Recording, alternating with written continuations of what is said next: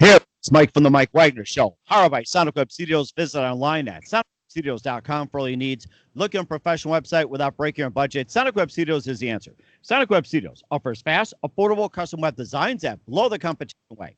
Call today 1-800-303-3960. That's 1-800-303-3960. Or email to support at sonicwebstudios.com. Mention the Mike Wagner Show. Get 20% off your first project.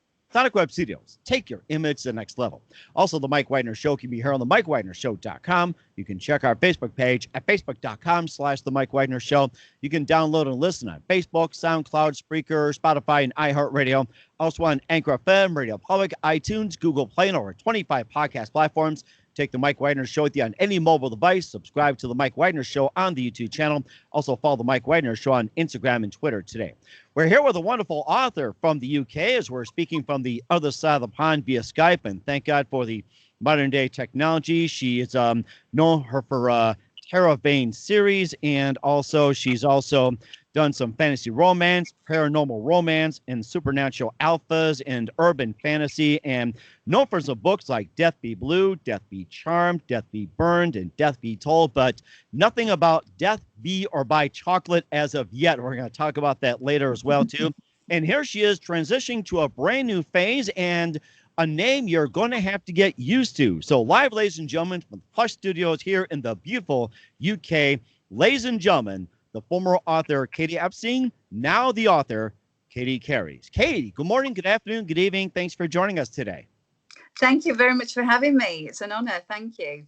Well, it's an honor to have you as well, too. I mean, you've written a dozen books as well, too. You've had the Terra Vane series, which is Death Be Blue, Death Be Charmed, and Death Be Burned, Death Be Rising, and a lot more. You also had the Portside Diaries and Death Be Rising, and just an unbelievable amount as well, too. And, look at my list here. It feels like a king's scroll. You just look at and just rolls all the way down, and you got Strike at Midnight, Hiding the Sight, Lawless, Hunted, Taken, Sweet Cursed Blood, and more. Just a lot of books, and you've been well known in the UK for quite some time under Katie Epstein. And before we get into your books, tell us how you got started and tell us about the transition from Katie Epstein over to Katie Carys.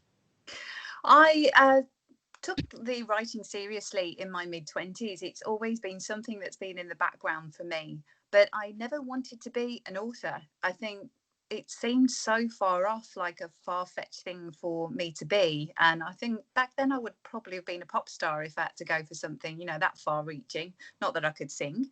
But yeah, I don't like the written word, believe it or not, the technical side of it. If you ask me where an adverb is today, I'd probably have to chant this rhyme in my head to try and understand and explain, which it's not good for a writer not to know these things. But for me, it's always been about putting my imagination out there in the world, and for me to convey it in the written word, because I love reading. So I started to take it seriously in my mid-20s, finished my first book, and from there had a lot of life lessons and went into a boot camp of hiring editors, having bad reviews, rejections, all the like, and going on a little bit of a rite of passage with it, really. So I've been doing that journey probably since 2012, and I've got several books out there. And recently I wanted to do the pen name of Katie Carys, because I felt like it was time to leave that journey behind. And Katie Carys, for me, originally was supposed to be just paranormal romance, and I was going to branch off and focus very much on a lot of vampires, a lot of heat levels. But I really struggled writing my books under one genre, because for me, I struggle to write to market. I struggle to write to demand. It's very much comes from my soul, what comes out. And I found myself being very restricted. So I had to go on a bit of a journey, because I'm also separating from my husband. Mm-hmm. And it's very amicable. But obviously moving forward, you tend to look at things very, very differently. So Katie Carys, for me, Carys is the Welsh word, or one of the Welsh words for love. And when I visit Wales, I just find it to be a very magical, untouched place through the mountains and the valleys. It's very beautiful. So for me, Carys represents the two things what all of my books fall under, which is magic and romance. So here's to a new beginning. That was amazing too. I'll have to remember. I'll tell my wife I carries you. So we'll just tell everybody that instead of I love you, just say I carries you. I think we'll start a new movement there. So now you're talking about going from Katie Epstein with all the paranormal romance, the fantasy romance, the urban fantasy, and a lot more. With Katie Carys, I guess you're kind of making a transition into somewhat the romance paranormal. But what other genres are you looking to write about under Katie Carys? Like, say, for example, like, say, crime, drama, Western, or comedy, anything like that. So what are the next genres you're looking to write under the new name Katie Carys, besides what you're currently doing?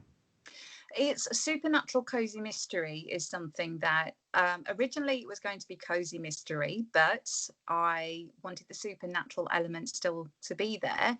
It's the comical element as well that I like about cozy mystery, but I always tend to turn up the heat in my stories a little bit. So whatever I do tends to need a warning label attached to it. So it's a bit of a twist on the cozy mysteries are normally quite sweet.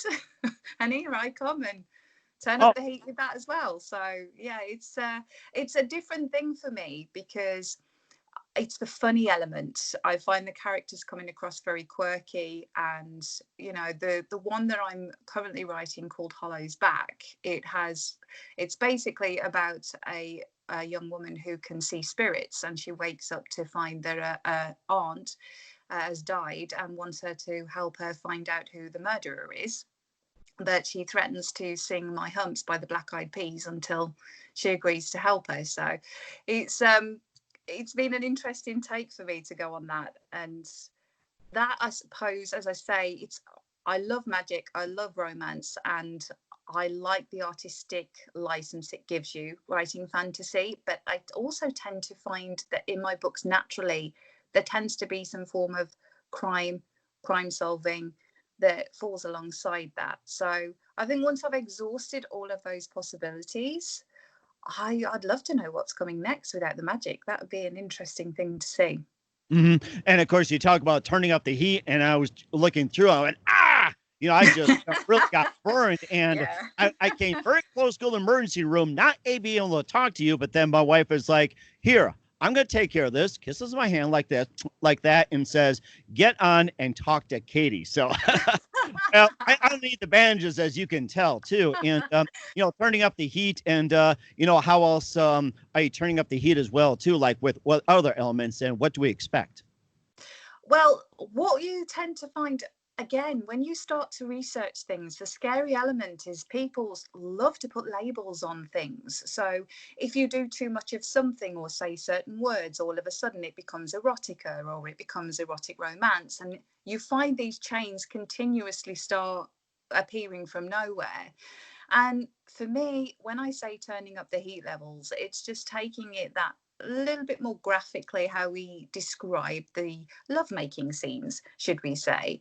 And what I find with those lovemaking scenes, to me, is I have, sorry to pick on the male gender here, but in my experience, I tend to find that I either get told I'm writing pornographic material, or I get the eye roll of, oh, you're sexy romance or etc.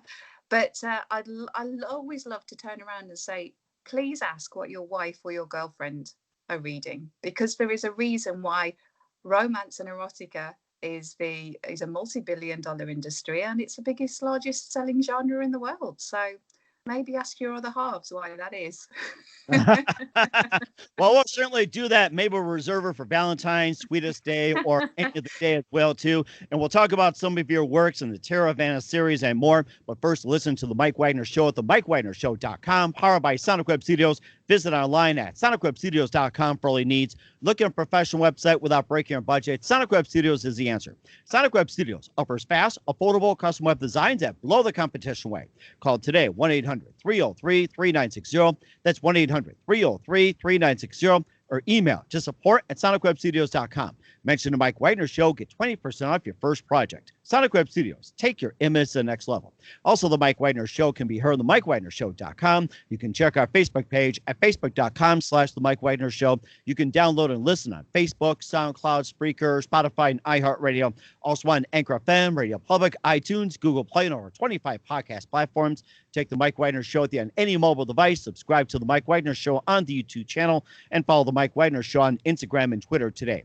We're here with author from the UK, Katie Epstein, who is now Katie Carys here on the Mike Wagner Show. And we'll talk about your first series you did, the Tara Vane series. And first of all, tell us a little bit about Terry Vane and, what inspired you to write. And most importantly, how'd you come up with the Tara Vane character? I'd like to let's hear a little more history about it. Tara Vane originally came from an idea of having an empathetic or a profiler of the FBI who was an empath. And I had a separate story of what if we had enforcer field agents in another world who governed the supernatural part of the species. So it came to me of having the idea of having a human being, a human woman who is psychic and who gets the opportunity to travel through the portal to this other world where these mythical creatures or supposed mythical creatures exist. So I came up with the idea of Tara Vane. Her in my imagination popped out of my imagination, and I wanted her to be a character who'd suffered quite greatly through her youth because of her gift. Mm-hmm. And she struggles to be, I think, heard as an enforcer field agent, because a lot of those people in the other world or the agents are shifters, wolf shifters, and they're male as well. So she kind of has a lot to prove. And what I loved about the Tara Vane series is, with my research, I wanted to try and come up with a reason of why we would have a supernatural world through a portal that the humans didn't know about.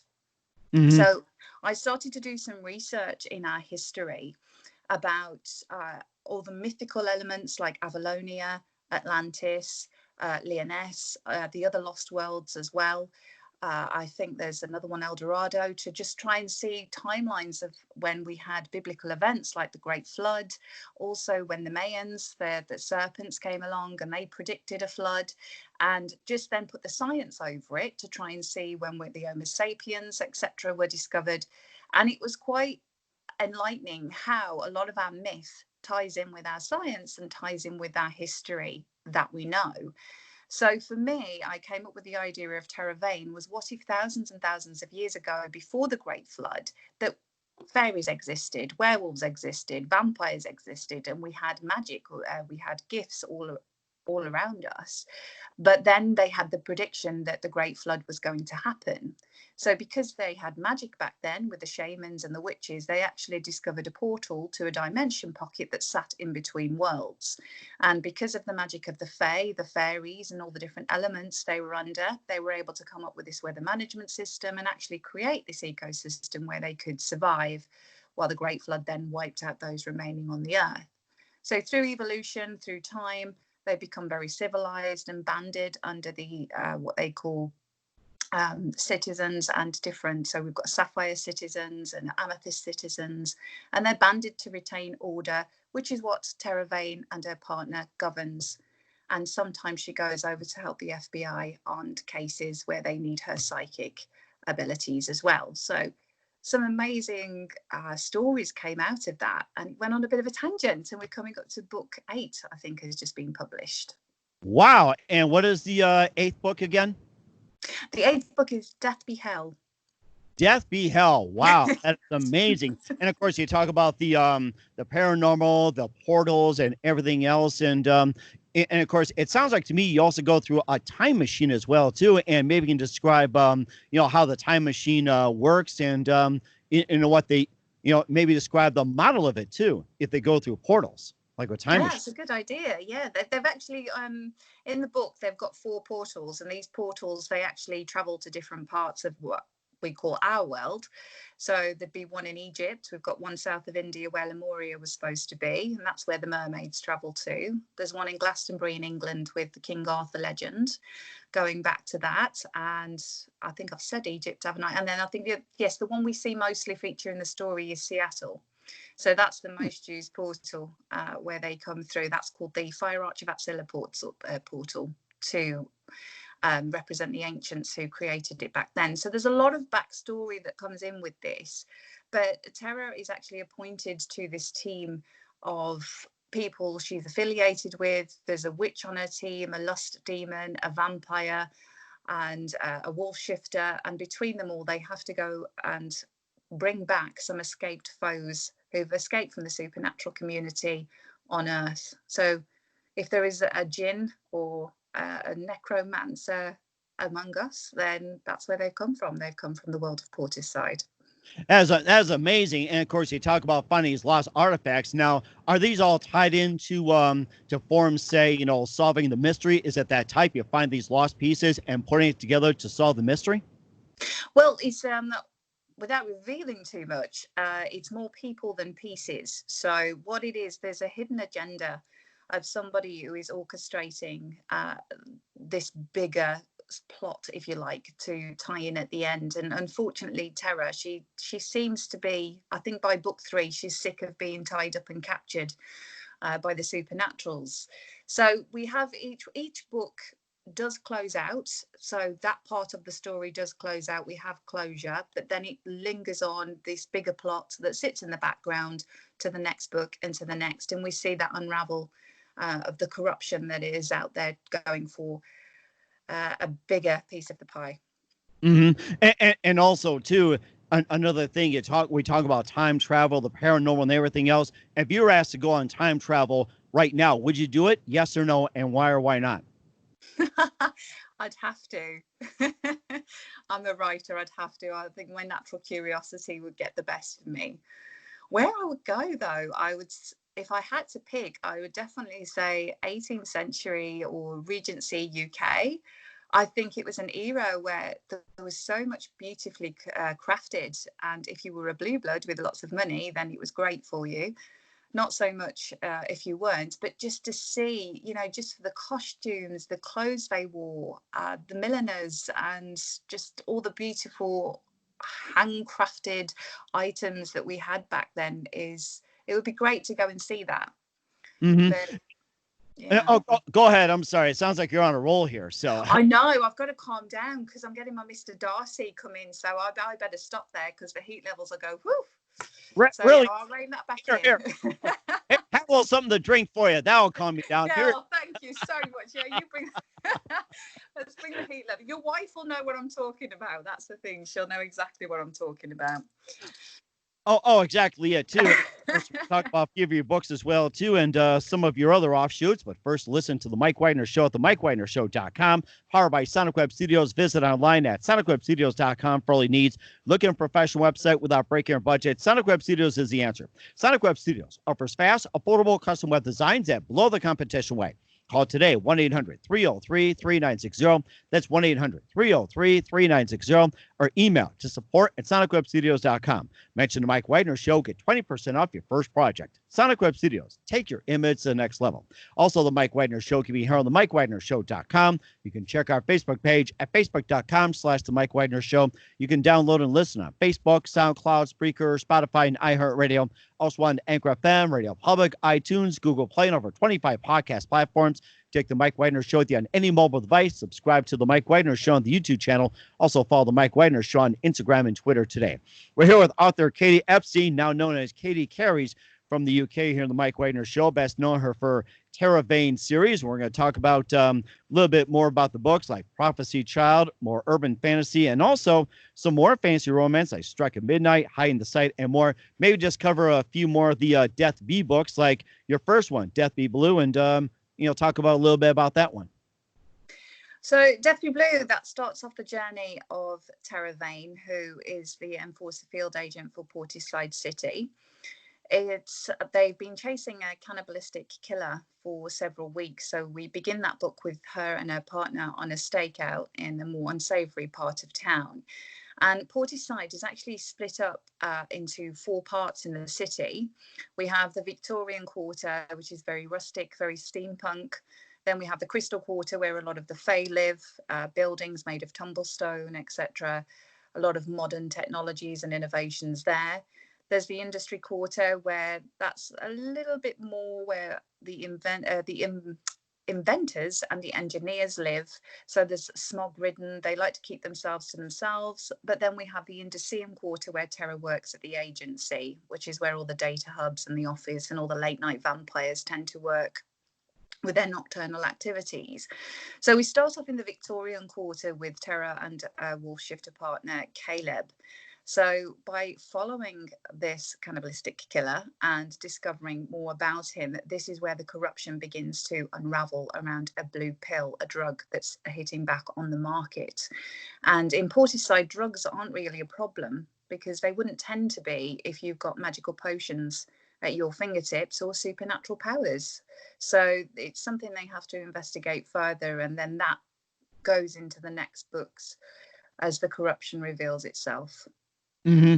And also it goes into Death Be Charmed, and also Death Be Murdered and more. Maybe just quickly tell us about the remaining books before we get to the others. So in each book, Death Be Charmed, for example, she has to go into a place called Darkwood. And Darkwood, because the weather management system of the Fae can control the different weather for different areas of Portiside, Darkwood is in darkness 24/7, hence the name. So she has to go undercover there with her ex-boyfriend, who is a vampire, to discover somebody who has escaped prison and who the vampires might be hiding out. That was a fun one to write, because I got to look at the different vampire elements and the different myths around vampires to sort them into different houses in Darkwood. So we have the House of Osiris, which links back to where the myth about Osiris and his brother Set being vampires. And then there is the House of Sanguis, which is where the House of Blood, Latin for blood, where they like to try and be affiliated with the Fae, but the Fae look down the nose at them. And then we have the House of Atlantis that links back to the myth of the vampires, where there was a supernatural race back during the times of Atlantis, and vampires are one of those. And then the last one is the House of Strigoi. So it was fascinating to see how many different vampire legends there are in our history, and play on that for Death Be Charmed. So that was a fun one to write. It sounds like you had a lot of fun with these 7 books as well, too. And how'd you first get involved with the paranormal? The paranormal, for me, it's always been an interest. And I'm one of these people who, again, people roll their eyes at, because I'm so into conspiracy theories and reading in between the lines. And I think now as a culture that if we saw a vampire on YouTube, we've become so cynical that they could actually walk among us anyway. The supernaturals could walk among us, because none of us would believe it. We'd think it's CGI, or we'd just think it's acting, or it's pretend, because we live in this world of illusion. Mm-hmm. So I think it's fascinating that there is so much of our history that's not documented, that we don't know. And there's so many gaps in that history. It would be amazing to think that something more magical, more than who we are today, once existed, and how life would be if that magic still existed today. It's fascinating to me. Mm-hmm. And it sounds fascinating as well, too. And of course, you got the current events that are taking place. I got a New World Order coming up, and then you've also got the rising of the Antichrist, and all these things coming in. And of course, what's going on in the UK with also the Brexit as well, too. That's been a huge controversy, and maybe just give us a take on some of those conspiracy theories and what's going in your native country. Oh, so at the moment, there's so many conspiracy theories that are around at the minute, especially with the world and how it is. And now they reckon that there's so many, especially with the coronavirus at the moment, that there's so many weak elements in the story. When you look back, if I as a writer was to write this story, the amount of plot holes that would be in it, people would find it laughable with how things are playing out right now. I genuinely think there's a bigger picture. I think people are awakening up to that as well. And because I'm quite a spiritual person, for me, I like to think that we're coming in the year of 2020, and it's all about balance. for years in our history, there's been a lot of ignorance that's happened behind the scenes. And I feel like now it's all being brushed out from under the carpet for us to deal with, so we can find balance moving forward. So I'm hoping that the conspiracy theory that there's something bigger and better going on in the background for something to play out in a good way in the future is a correct one. In regards to Brexit, we're a 50-50 split country, and there's 50% want to stay in and 50% want to leave. So that's caused a lot of controversy over here. You've got families who have argued over it and got even fell out over it because they're splitting their opinions. But we're coming out the other end now. I think it's so important as a world that we just unite and come together anyway. I think fairness and justice is coming in with 2020 with the scales balancing. So there's lots happening, I think, for everybody at the moment. We're all having that inner reflection, aren't we? We're all having that time to think for ourselves for once. So it will be interesting to see how all that plays out. And I think it's going to be interesting to see how many books exist in the future with the coronavirus and these romance with masks and how they're going to turn the heat levels up on that. Who knows? You just gave us an idea. Romancing the mask. I think you do romance. Yeah, the romancing the stone, or romancing with the spear, romancing the dance. Now it's romancing the mask. I think we just have a great idea. That's a great idea. Oh, yes, indeed. And of course, we'll talk about some of your other books like Strike at Midnight, Hiding at the Sight, and more. But first, listen to the Mike Wagner Show at the MikeWagnerShow.com, powered by Sonic Web Studios. Visit online at SonicWebStudios.com for all your needs. Look at a professional website without breaking our budget. Sonic Web Studios is the answer. Sonic Web Studios offers fast, affordable custom web designs that blow the competition away. Call today, 1-800-303-3960. That's 1-800-303-3960. Or email to support@SonicWebStudios.com. Mention the Mike Wagner Show. Get 20% off your first project. Sonic Web Studios. Take your image to the next level. Also, the Mike Wagner Show can be heard on the MikeWagnerShow.com. You can check our Facebook page at Facebook.com/The Mike Wagner Show. You can download and listen on Facebook, SoundCloud, Spreaker, Spotify, and iHeartRadio. Also on Anchor FM, Radio Public, iTunes, Google Play, and over 25 podcast platforms. Take the Mike Wagner Show with you on any mobile device. Subscribe to the Mike Wagner Show on the YouTube channel. Also follow the Mike Wagner Show on Instagram and Twitter today. We're here with author Katie Epstein from the UK, who's now Katie Carys here on the Mike Wagner Show. We talked about the Terravane series and all her Death Bee books. And let's also get into some other books as well, too, like Strike at Midnight, Hiding at the Sight, and also Hunting the Alpha, which involves supernatural alphas. You can just tell us more about that and your fascination with the alphas. So supernatural alphas, this is the one where the heat does get turned up in this one. And the reason I called it supernatural alphas is because I wanted to explore the more domineering male, I suppose you could say, in the supernatural world. So for me, that is really taking the chains off, because I admire authors so much who just go out there with no apologies and they write what they want to write. They find their target audience and they are successful because of that. So for me to read a lot of MC biker romances, to see that balance and that byplay of the domineering alpha and the female who isn't submissive, who can actually step up and be a challenge for this very domineering character, was such an intrigue for me. So the supernatural alphas focuses very much on that. And I have to try and be careful with my branding, because my stories can be very different from one to the other with how I write. I like people to be able to think that if they've read the Terravane series, that they can then transition to other books. But I also appreciate that people who are into the Terravane series might not appreciate covers with men with their kit off. Right, exactly. And that's what a lot of the romance, books out there these days. So, I mean, that's very typical. And of course, it's like a flashback of Fabio. It's like, that's what makes me think Fabio all over again. And I can see it. Fabio 2.0. So make some AI corrections while you're at it too. So And of course, you also had Lawless, Hunted, Taken, Sweet Cursed Blood, and the Paranormal Romance. And I think we covered a lot of the books, and you can tell us about the rest. If there's any books I've missed, feel free to mention as well. I just Strike at Midnight. That's probably one that I really enjoyed writing. That's a twisted fairy tale with Cinderella. And I really got to drop the F-bomb so much in that book. It was like a release.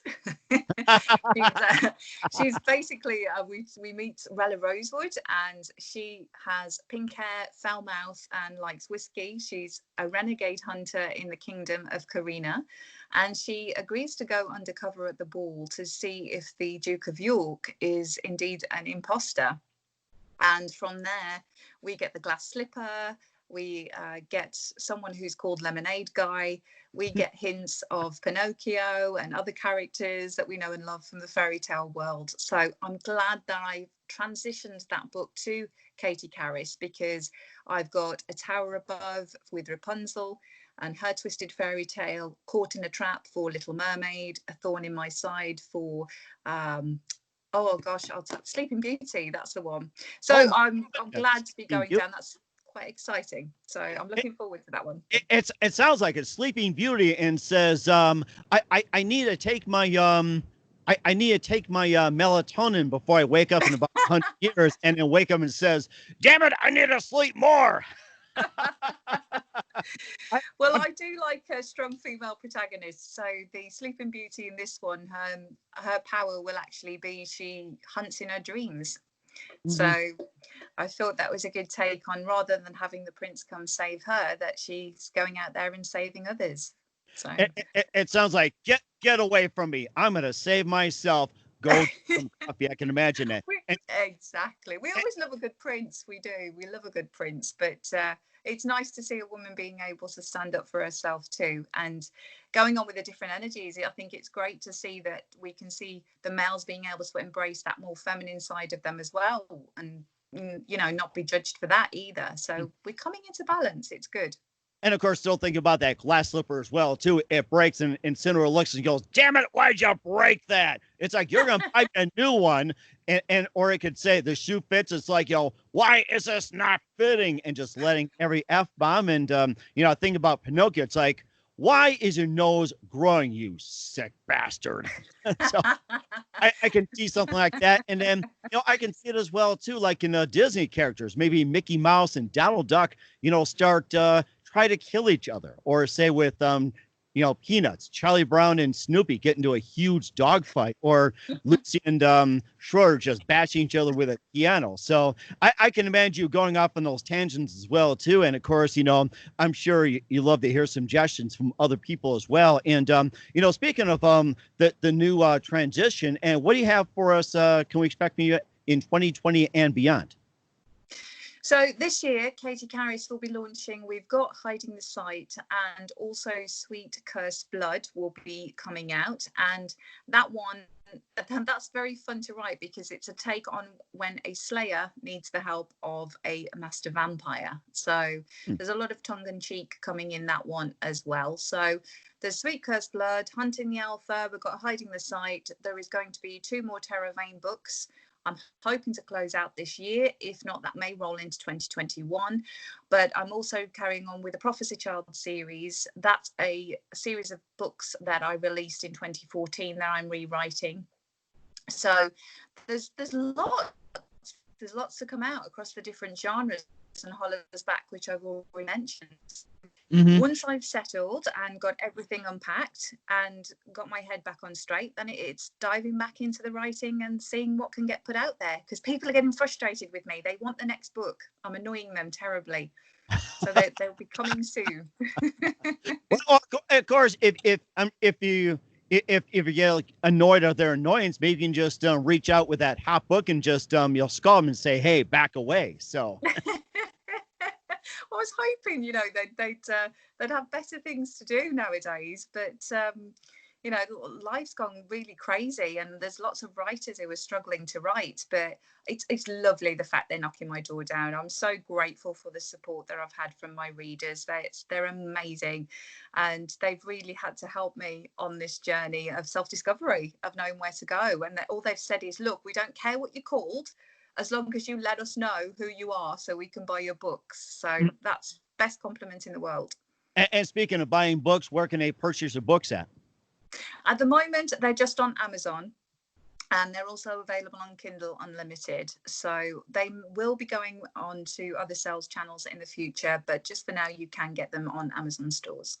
Okay, that is fantastic. Once again, author Katie Epstein, now known as Katie Carys, here on the Mike Wagner Show. Just a few more minutes here. You've been fantastic. Looking forward to having you again soon. Who do you consider biggest influence in your career? Oh, biggest influence in my career had to be getting an editor. Getting an editor, I learned so much through that experience. It was eye-opening. So I learned to, even though I still hate the written word, I've learned to appreciate it. So It sounds like it too. You did a great job over there. And what's the best advice you can give to anybody at this point? To anybody out there who wishes to write or put pen to paper, yes, we have to learn the technical side in anything. We're creating a product for people to buy, so it has to be of a certain quality. But please follow your own path. This year, if anything, is about paving the way, not following the way.